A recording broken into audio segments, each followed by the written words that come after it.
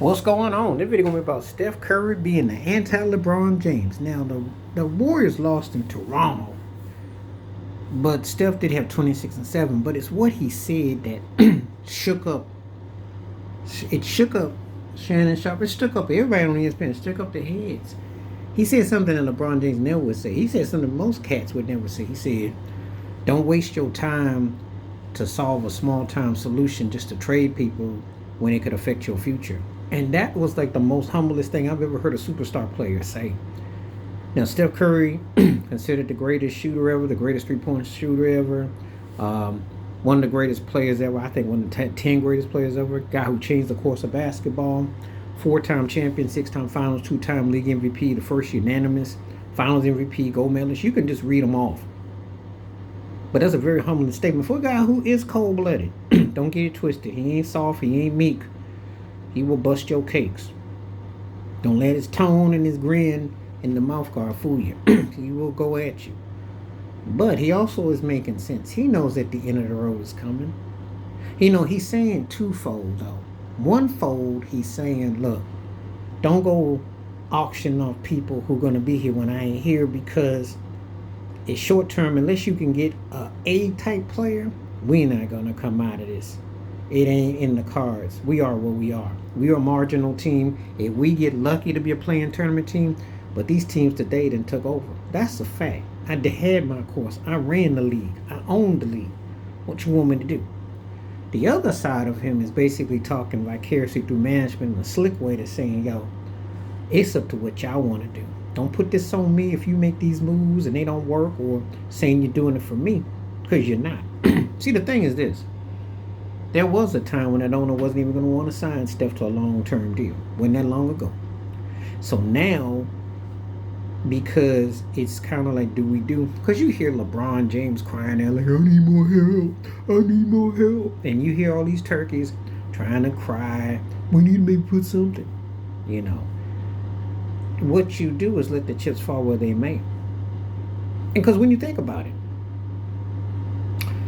aside from getting Kevin Durant, who else did the Warriors get that kind of impact? And that's a wonder. That's a wonder. He won with Clay, and Clay's now in Dallas. He won with Draymond. They didn't have what you call an all-star of all-stars. They didn't have a whole lot of, when you think about Golden State's run, getting Andrew Wiggins, who was a top draft pick, but he was kind of one of those dudes that didn't quite pan all the way, but he did do enough where he was special in the 2022 finals. But they haven't gone out their way to get a whole lot. They've got luxury tax. A lot of those guys didn't work out and what have you. But to hear Steph Curry saying, look, it's cool. Don't mess up your situation on account of me. That's the anti-LeBron statement. You wish there were more. That's why he's the face of the league, as far as I'm concerned, and the best player of the last decade. That's one of the reasons right there. Because even though he's cocky and he's got swag and he's got his act, he's also a team dude. He wants to retire in Golden State. He ain't trying to make no big Broadway production. And who wouldn't want to play with a guy who speaks the facts? He's laying it on the table. I don't have no delusion of grandeur. This is not a championship team. The man didn't seen it all. For crying out loud. 73-win team that blew a 3-1 lead in the finals, but a man that got his final, everybody was holding him not winning the finals, said, could you do it without Durant? Could you this or that? Could you that? He done done it. He defied odds. So what else does he have to prove? And actually, he's at a point, some think he's the greatest point guard ever, at worst, the second best. What else does he have to prove? What else you gonna get out of him to prove? But I think this shows a lot of character on his part, and he's speaking the facts. I don't have to tell you to go trade half this team if we're not a capable team. He knows. He got two eyes. He knows that they're not a good team. Their defense is not there.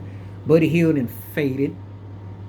And they really don't have what you call assets that can, because, listen, if Houston is playing legit, if Memphis is playing legit, that's the new Golden State right there.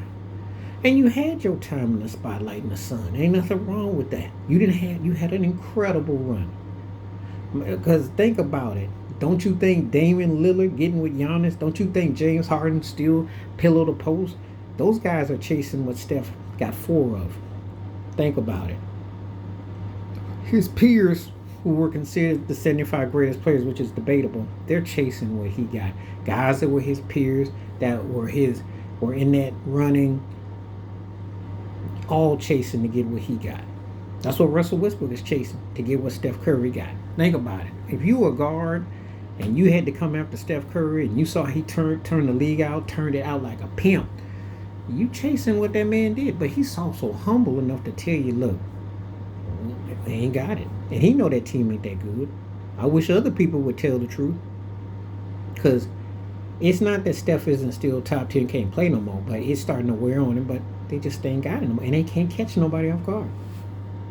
That is the anti-LeBron James right there. Because he's like, don't waste your time chasing when we ain't there. You tell me what you think, though. Please like, subscribe, welcome thoughts, comments, and I do respond. Thank you. Wash your hands. Keep your mind clear. Watch out for another. Share it if you like and hit that membership. Stay safe, stay well, stay woke. I'm out. Peace.